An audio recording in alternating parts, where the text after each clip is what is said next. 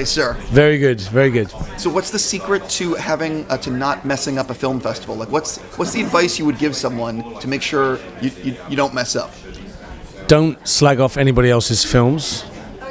That's a very big no-no.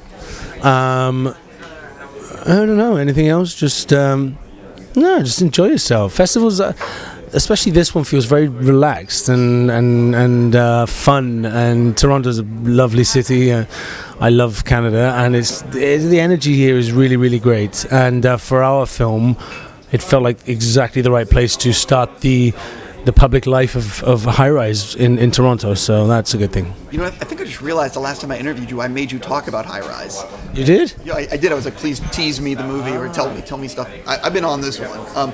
This is a fucking crazy movie. There's just no getting around that. When you read the script, was it an immediate, oh, I need to do this? Yeah, it was. It literally was. Well, I don't know. My body of work has consisted of quite a large portion of big budget films. I've dabbled in a small few independent films at the beginning, and then I'm always wanting to do smaller films because you have more creative input, you have more control, you have a voice sometimes more than you do on the bigger films.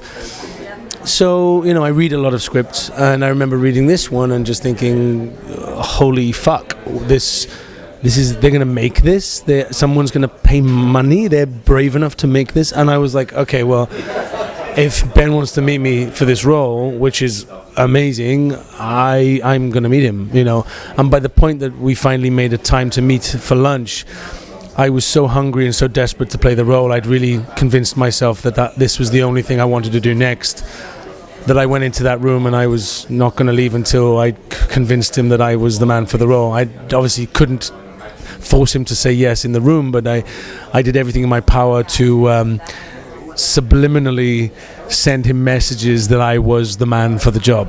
And so one of these things where what's the secret to getting a director to hire you in the room like that? Because I'm sure a lot of actors want to know. Well, I don't know. There's lots of tricks. I remember when I first started auditioning for films, I remember my agent, my manager saying, dress a certain way, wear this or wear that, or, put a personality on. I used to try. It never worked.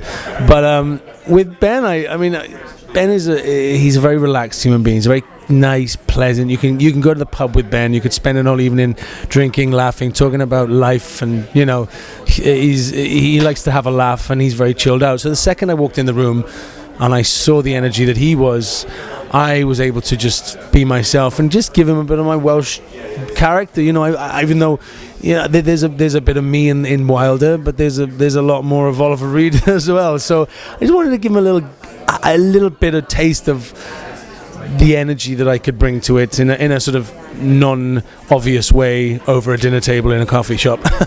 I completely understand it. It seemed to have worked. I'm curious about memorable moments from filming. Was there a day or two making this that you'll always remember?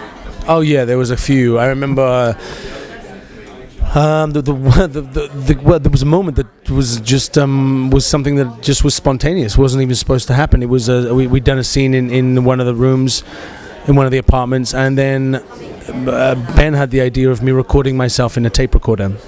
My name. That wasn't planned. It wasn't supposed to happen. It just was an idea that he had, and he said, "Should we shoot it now?" And I was like, "Yeah, let's do that." And so I picked up a bottle of scotch and smoking numerous cigarettes. I'm covered in blood that is sticking. My eyes are sticking shut because it's been on my face for like 12 hours. And I slowly, apparently the take is something like 6.5 to 7 minutes long, of me just repeating my name, and it goes on, and as I say it with no direction, just them following me wherever I was in the room, I just went to some very dark place, which I've watched it, and I don't even see myself doing it. I almost went into some sort of trance, some sort of Neanderthal ape-man place, which was sort of right. And in the film, I'm glad they used a bit of it, because it's almost like a man who's losing touch of who he is, and his way of affirming his identity to himself and to who he's becoming is by repeating his name numerous times, but slowly turning him into some creature, this dark, sinister, just vengeful man. And so yeah, that was a really interesting day. I was at one point wondering, is this man going to tell me to stop, or am I just going to do this all afternoon? I mean, it went on and on and on, but he did in the end, thankfully, because I'd run out of scotch and no more cigarettes. Again, I drank a lot as well during the film. Not making a comment on that.